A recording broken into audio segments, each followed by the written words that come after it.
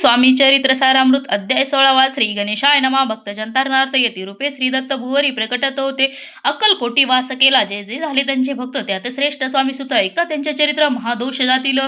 प्रसिद्ध मुंबई शहरात हरिभाऊ नामे विख्यात आनंदे होते नांदत निर्वाह करीत नोकरीने कोकणा प्रांती राजापूर तालुक्यात इटिया गाव सुंदर हरिभाऊ तेथील राहणार जात मराठे तयांची ते खोत त्या गावचे होते संपन्न पूर्वीचे त्याच गावी तयाचे माता बंधू राहती मुंबईत तयाचे मित्र ब्राह्मण उपराव पंडित ते करिता व्यापार त्यात तोटा आला तयासी एके समय पंडितांनी स्वामी कीर्तीला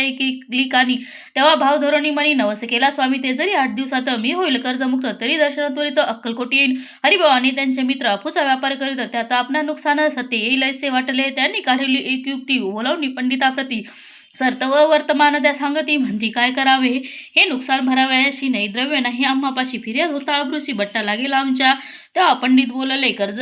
मलाही कर्ज झाले निघेल माझे दिवाळी आता संशय ना तुम्ही व्हावा कर्जमुक्त याशी करावी युक्ती एक तुमचा होणी मालक मी लिहून देतो पिढीवरी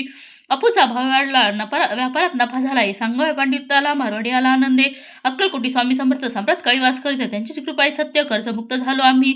गजानन हरिभाऊ पंडित त्रिवर्ग अक्कलकोटी जात समर्थाचे दर्शन घेत पूजन करीत भक्तीने तेव्हा समर्थ तयाशी शिवराम मारुती नामे दिले त्रिवर्गाशी अनेक मंत्र दिले पंडिताराम म्हटले गजानना शिवनाम दिले मारुती हरिभाऊस म्हटले तिघे केले एक रूप मग समर्थ त्यावेळी त्रिवर्गाजवळ बोलवले तिघाशी 3 श्लोक दिले मंत्र म्हणून ते ऐका श्लोक गुरुर ब्रह्मा गुरुर्देव विष्णू गुरुर्देव महेश्वरा गुरु साक्षात परब्रह्म तस्मै श्री गुरुवे नमः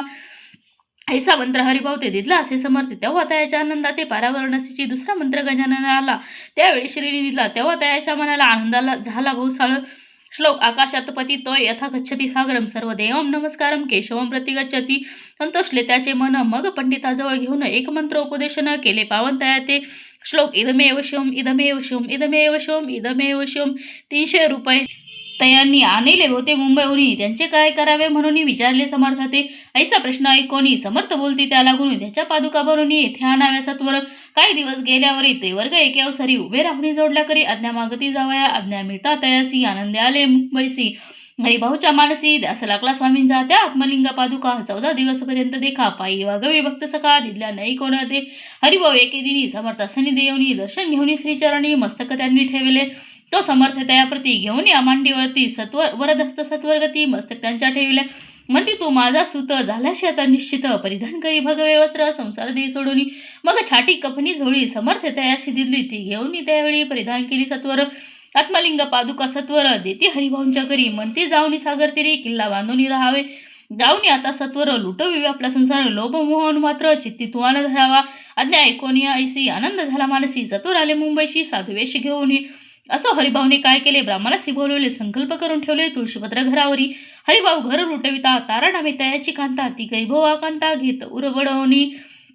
विनविते जोडून कर अद्याप स्वस्त करा अंतर आपला हा विचार सोडून द्यावा प्राणप्रिया ऐसे याचे उत्तर ऐकून स्वामी कुमार समाधान बहुत प्रकारे करीत असे स्त्रियेच्या अंगावरी अलंकार तेही लुटविले समग्र तिये तिथले शुभ्र वस्त्र परिधान करावया आत्मलिंग समर्थे स्वामी सुद्धा ते दिले होते त्या पादुका सहजते मठामाजी स्थापिल्या कामाठी पुऱ्या त्या समयी मठ स्थापिला असे पाही हरिभाऊ निगोसावी मठामाजी राहिले इति श्री स्वामी चरित्र सारामृत नाना प्राकृत कथा समंत सदा परिसत भाविक भक्त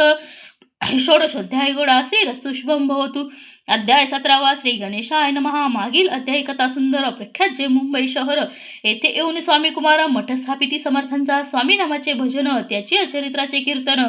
त्याहुनी व्यवसाय अन्य स्वामी सुत नेनती स्वामी सुताची जननी काकूबाई नामे करुणी तिने हे व्रत ऐकून दुःख केले अनिवार्य निज मातेचा शोक पाहुणे दुःखित झाले अंतकरण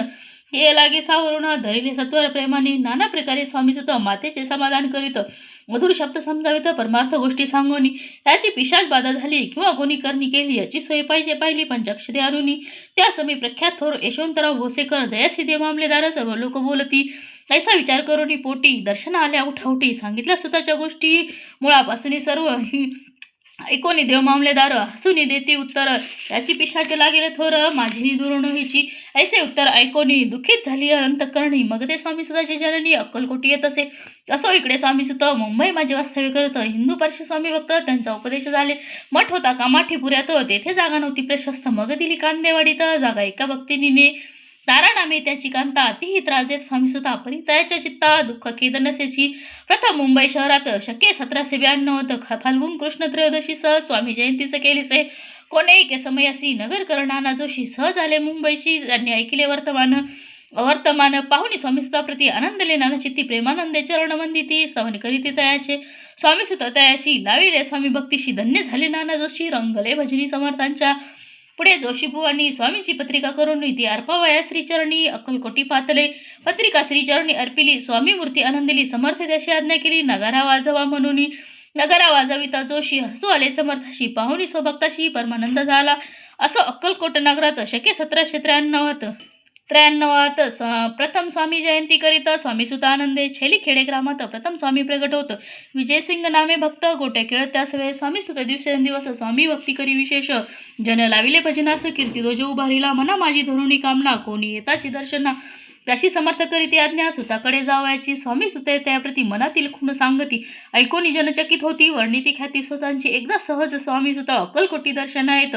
तेव्हा समर्थ राजवाड्यात राहिले होते आनंदे स्वामी दर्शन घेतल्याविन तो नसेवी उदकान्न ऐसे दिवस झाले तिनं निरहार राहिला मग वाड्यासमोर जाऊन आरंभिले प्रेमळ भजन जे करुण रसे भरले पूर्ण ऐकिले आतून राणीने सेवकासी मने सत्वरी तुम्ही जाऊन अवसरी त्या साधुते मंदिरी प्रार्थनी आणावे पाहुण्या समर्थासी सुता उल्हास सुताच्या मानसी धावून यावे गेसी मिठी चरणी घातली निज सुता ते पाहुणी आनंदले समर्थमनी कर फिरविला मुखावरून हस्ती धरून उठवले अक्कलकुटी त्या अवसरी बहुत होते सेवेकरी परी समर्थाची प्रीती खरी स्वामी सुतावरी होती. स्वामी सुते रात्रंदिन समर्थ पुढे करीत भजन पायी खडावा घालून प्रेम रंग नाचती एके दिवशी श्री समर्थ बसले असता आनंदात व स्वामी सुत भजन करीत पायी खडावा घालून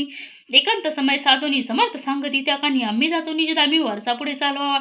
स्वामी वचन ऐकोनी स्वामी सुत निशब्द होई कल्पना नाही साहित्यासी स्वामी कैसे जीवन वारंवार विनवी स्वामीसी ऐसे ने करावे काही मी अजान लेकरू तू माझी आई स्वामी धरिती हृदयासी आम्ही तो हृदयी वास करू निश्चयी चिंता तो न काही करावी असो मग स्वामीसुत स्थळ सोडून त्वरित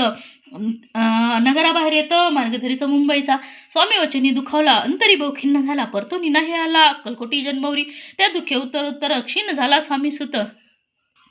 अंतरी भाऊ खिन्न झाला परतोनी नाही आला जन्मवरी अक्कलकोटी त्या दुःखे उत्तरोत्तर क्षीण झाला स्वामीसुत दुःख करी दिवस रात्र चैन नसे क्षणभरी तो चिरोगी लागला शेवटी आजारी पडला ऐसा समाचार समजला अक्कलकोटी समर्थाते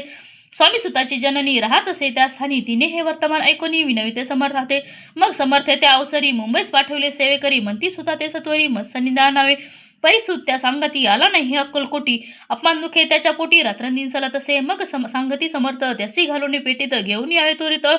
कोणीतरी जाऊनी तथापि स्वामी सुत पाही अक्कलकोटी आला नाही दिवसेंदिवस देही क्षीण होत चालला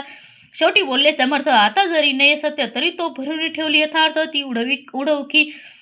याचा अर्थ स्पष्ट होता तो समजला स्वामीसुता परितोन आला अक्कलकोटा जीवित परवान केली आदर वाढला विशेष श्रावण शुद्ध प्रतिपदेस केला असे कैलास सर्व लोक हळहळती अक्कलकोटी त्या दिनी समर्थ करीती विचित्र करणी बसले स्नान करुनी परिगंधन लाविती भोजनातेने उठती धरणीवरी अंग टाकीती रुदन करीती क्षणी इतक्या माझी सत्वर मुंबईहून आले तार श्रुत झाला समाचार स्वामी सुतगत झाला न काकूबाईने सत्वर जवळ केले मुंबापूर तेथे समाजला समाचार परत्र पावला आत्मज निज पुत्र मरण वार्ता ऐकून करीती अकांत तो दुःखद समय वर्णिता दुःखांतरी होत असे असो मग काकूबाई अक्कलकोटी लवलाही परतो न्यायालया पाही काय बोललेल्या समर्थाते सुत आपला भक्त असोनी अकाली पावला का मरण मग स्मृतीचे हे चरण त्याचे तारण होय कैसे समर्थ बोलले ती अशी उल्लंघिले आमच्या आज्ञेची संधी सापडली का अशी वळेची उडून नेला धन्य धन्य स्वामी कुमार उतरला भोदती दुस्तर ख्याती झाली सर्वत्र कीर्ती अमर राहिली इति श्री स्वामी चरित्र सारामृत नाना प्राकृत कथा संबंध भाविक भक्त परिसोत सप्तदश अध्याय घोडा श्री भगवत चरणार्पणमस्तु श्री रस्तु शुभम भव अध्याय 18 श्री गणेशाय नमः स्वामी सुताच्या गादीवरी कोण नेमावा अधिकारी ऐसा प्रश्न सेवेकरी करिता ती समर्थ होते तेव्हा समर्थ बोललेले समर्थ सेवेकरी असती सांप्रत परी एकही मजला त्यात योग्य कोणी दिसेना जेव्हा येईल आमच्या मानसी त्या समयी मोर पाखरासी अधिकारी नेमुगादिशी चिंता तुम्ही न करावी मोर पाखरा समर्थ म्हणती वेळोवेळा रात्रंदितोची चाळा मोठमोठ्याने वेळवडती आमच्या पाऱ्याची विट जतन करावी नीट वारंवार म्हणती समर्थ काकूबाई लागोनी लपून ठेवले विटेसी ती दिले पाहिजे आम्हासी याचा अर्थ कोणासी स्पष्ट काही कळेना असं स्वामी सुताचा भ्राता कोकणात राहत होता स्वामी सुत मृत्यू पावता वर्तमान कळले त्या तो केवळ अज्ञान दादा तयाचे अभिनाम त्याचे शरीरा समाधान कृश होत चालला काकूबाईने तयाशी आणविले आपणापाशी एके दिवशी समर्थाशी दादा प्रति दाखवले अमर्थ बोलले बाईशी 4 वेळ जीव घाली असी आरोग्य होईल बाळासी चिंता मनसी करू नको त्याप्रमाणे बाई करिता दादाशी झाली आरोग्यता समर्थांची कृपा होता रोग कोठे राहिलं तेच गाव मोगलाईत तेथे नानासाहेब भक्त त्यांनी बांधिला श्रींचा मठ द्रव्य बहुत खर्चिले श्रींची आज्ञा घेऊन सत्यपादुका स्थापना मठात या कारणे अक्कलकोटी येत दर्शन घेत समर्थांचे ते म्हणती काकूबाईशी पादुका स्थापन करायासी तुम्ही पाठवा दादासी समागमे आमच्या बाई म्हणे तो अज्ञान तशात शरीर असमाधान त्याची काळजी घेईल कोण सत्य सांगा मज लागी समर्थ व्रत ऐकून म्हणती द्यावे पाठवून बाळ आहे जरी अज्ञ तरी आम्ही सांभाळतायासी समर्थ पुन्हाश्च बाईस बोलले त्यात तुमचे काय गेले आम्हाच दिसेल जे भरे तेच आम्ही करू की शेवटी मंडळी सांगाती दादाशी पाठवले के जे प्रती पादुका स्थापन झाल्यावरती दादा आला परतोनी पुढे सेवेकऱ्या सांगती त्याची मुंबईस पाठविती ब्रह्मचारीची आज्ञा करीती याची स्थापा गादीवरी दादाची करुणी गोसावी मुंबईची गादी चालवावी स्वामी सुताची आस द्यावी कफनी झोळी निशान ब्रह्मचारी दादास उपदेशिती दिवस निशी गोसावी होऊनी गादीशी चालवावे आपण दादा जरी अज्ञान होता तरी अशा गोष्टी करिता नकार म्हणीची सर्वथा न रुचे चित्ता त्याची या परी ब्रह्मचार्यांनी पहिली खटपट करून शेवटी दादासी मुंबईहून अक्कलकोटा पाठविले समर्थ ऐशा समयाशी आज्ञा केली भुजंगाशी घेऊन माझ्या पादुकाशी मस्तक ठेव दादांच्या मोर्चेल आणून सत्वर धरा म्हणती त्यावरी आज्ञेप्रमाणे सेवेकरी करिता ती दैशाची श्रींच्या पादुका शिरी पाडता उपरतीत झाली त्याच्या चित्ता हृदय प्रगटला ज्ञानसंहिता अज्ञान गेलेला येते धन्य गुरुचे महिमान पादुका स्पर्श करून झाले तात्काळ ब्रह्मज्ञान काय धन्यता वर्णावी असो दादाची पाहुणीवृत्ती काकूबाई दचकली चित्ती म्हणे समर्थ दादा प्रति वेळ खचित लावले ती म्हणे जी समर्था आपण हे काय करिता दादाची अशिर ठेवता पादुका काय म्हणून समर्थ बोलले ती अशी जे बरे वाटेल आम्हासी तेच करूया समयासी व्यर्थ बडबड करू नको काकूबाई बोले वचन एकासी गोसावी बनवून आपण टाकीला आपण मारू नये इतकेच पुरे झाले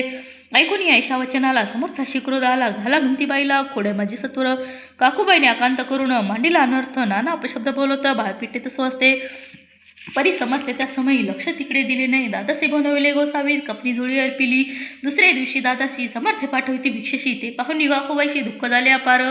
समर्थाशी हसू आले अधिकची कौतुक मांडले दादाशी जवळ बोलावले काय सांगितले तयासी अनुसूया तुझी माता तिचं पाची भिक्षा मागाता अवश्य म्हणून तत्वता जननी जवळी पातला